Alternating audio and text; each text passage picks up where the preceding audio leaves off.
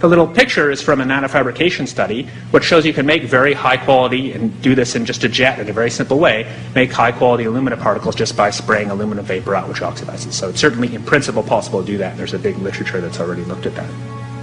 And you could do that by either building new versions of these aircraft or even re-engineering existing aircraft. So there's some ideas of that. So you go to an engineering firm and you want this done. They don't say this is hard or unusual. They say, okay, yes, we could do it. Aerosol geoengineering looks like it is so cheap that the cost is basically not going to be an issue. That means that implementation decisions will be risk-to-risk decisions. The risk of doing it against the risk of not doing it. And it makes the problem of how we govern it fundamentally harder and different and novel. So I've told you that it's cheap to deliver materials to the stratosphere, and I'm convinced that's true. I don't think that will change. But I think the more we do research, the less easy this will look, the more complicated the environmental effects will look, and that's a good thing, because right now it looks too easy. So I think that if we do more research, we're likely to find out that it's harder and more complicated than we thought, and that the side effects are harder to manage, and that's a healthy outcome that will make it easier to do the management. Of course, the opposite reaction is possible.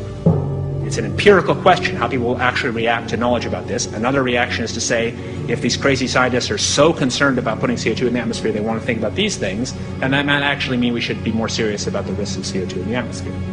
And by the way, it's not really a moral hazard, it's more like free riding on our grandkids.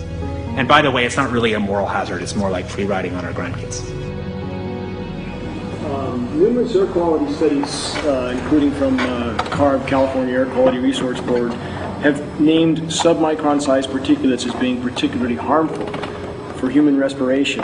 Through all the discussions today, I have not heard any mention of this fallout, and has this been studied, and also the effects of a highly reactive metal like aluminum on toxifying soils and waters? The question is, what would be the effects of these materials on human health if they came down into the stratosphere? In particular, small particles in aluminum. So the collaborators of mine working on the aerosol scheme are actually folks from Carnegie Mellon who focused on human health impacts. And while we haven't published it, that was the very first thing we did, was do the order of magnitude calculation in level pencil and paper, but with an expert on human health impacts about whether there could be an issue. And for aluminum or other particles, there are a lot of toxicological things that need to get looked at seriously. But if you're just thinking about the sheer number of particles and the human health impact of small particles, the answer is, well, we haven't published it. That was the first thing we looked at, with some of the leading experts who do epidemiological research on human health impacts, and it's not even close to being an issue. Clarify, so 10 megatons of aluminum dumped into the atmosphere will have no human health impact. So let me be more careful here. We're to separate out the toxicological. So the alumina, we've only begun to research and published nothing.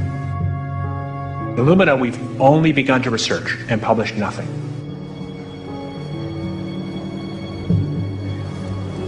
Dane looked at him and he said, so you're telling me that spraying 10 to 20 megatons of aluminum, as you said, would have no human health effects?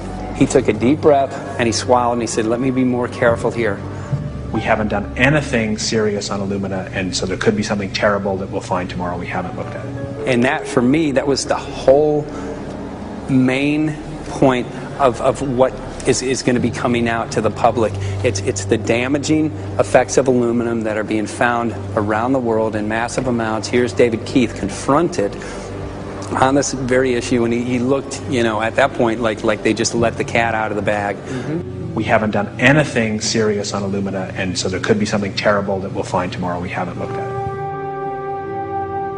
it. They're proceeding because they have an agenda that's separate from trying to thwart this crisis of global warming.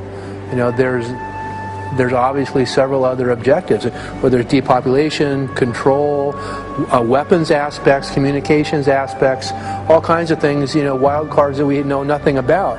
We don't really know, and I'm not going to attempt to speculate on exactly what the agendas are, but we can see clearly the agendas are not benefiting mankind. It's benefiting the agenda of the elite.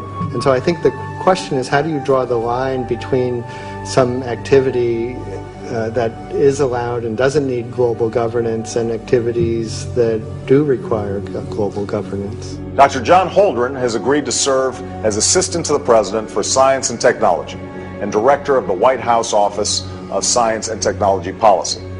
I look forward to his wise counsel in the years ahead.